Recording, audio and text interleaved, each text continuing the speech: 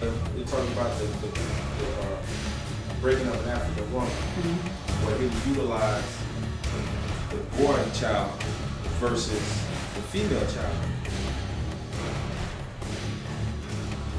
Now you have children, right?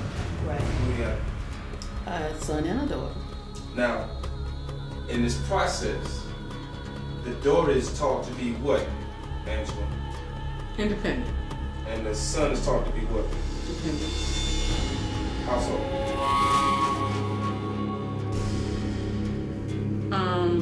Based on his strengths, physical strength. So he's taught to be a hard worker. A hard worker while the girl is taught to be educated.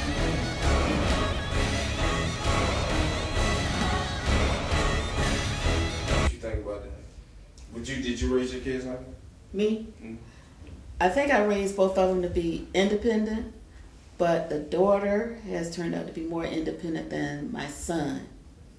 And that could be a combination of social values as well as values that's been taught in home. We have an expecting mother, right? Mothers. What do you want? What type of child you want? What do you mean, what type of You child? want a boy or female? A healthy child. A healthy child? Mm-hmm.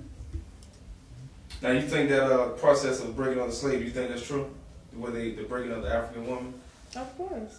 Do you see a lot of that in different households? Yeah. Can you give an example? Did.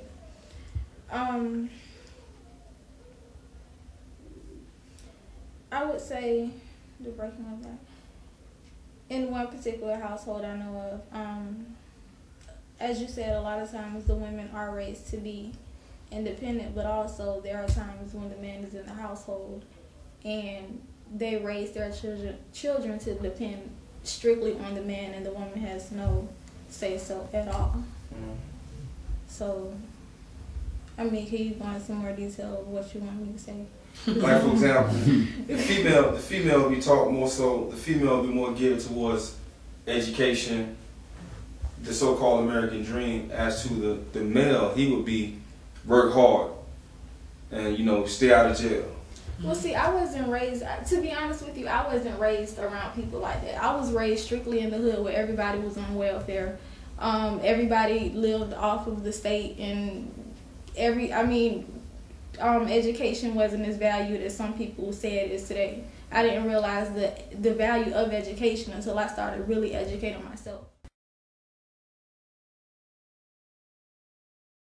So I wasn't raised in any household where education was ever. Of course, they want you to go to school, but basically that's so they can do whatever they want to do in the daytime while you're away. They can party and all that stuff, and they do their thing while we're at school. And then when you come back, you might be able to come in the house a couple times until nighttime, and then when you come in the house, you go to sleep, and then that's when they leave and they go party again. So what was different about you? I don't know.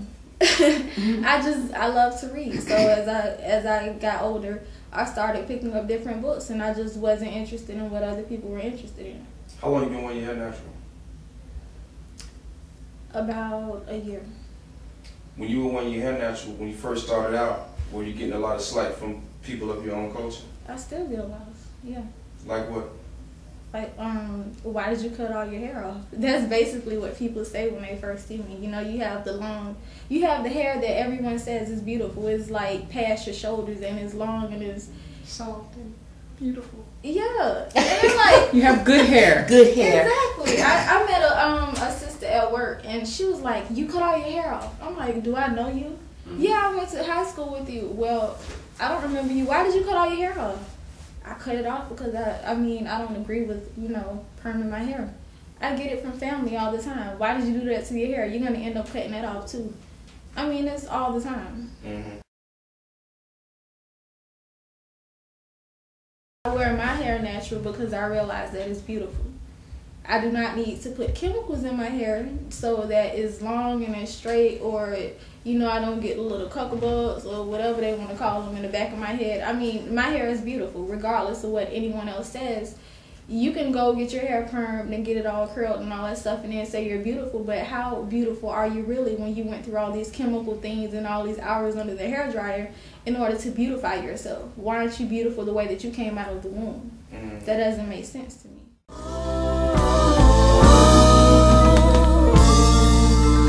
Whose beauty are they really wanting you to be anyway when they perm your hair? They're wanting me to be a darker version of pale people or Of Caucasians. Who? Oh, okay, just checking. Sorry. Pale people, white folks. So what about you, Auntie? I see you wear your hair natural. What made you do it? Well, actually, my job and spending every Saturday morning in the beauty shop, I got tired of it. Hey, it gets expensive. Although I had my hair cut short, but look, every Saturday morning in the beauty shop, I don't think so. It's quicker to just sit in the chair, let the barber do what he need to do, and I still come out looking beautiful. That's all I'm worried about.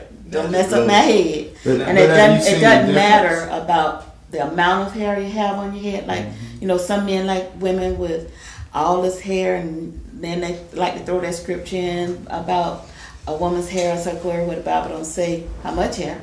Right. So, so I cut mine off, I give it a good brush, and I go out the door, and I'm still beautiful. You got waves over there? I got She waves. got 'em coming. They coming. They coming. They coming. They coming. I'm trying to get them. Did you catch any slight from any like weird looks, anything? At your age, a lot of women, sometimes, well, I can't say they don't do that, but there are a lot of women that do. They are cutting their hair your style now. But do you think you caught like some animosity with women with straight perm hair? Nope.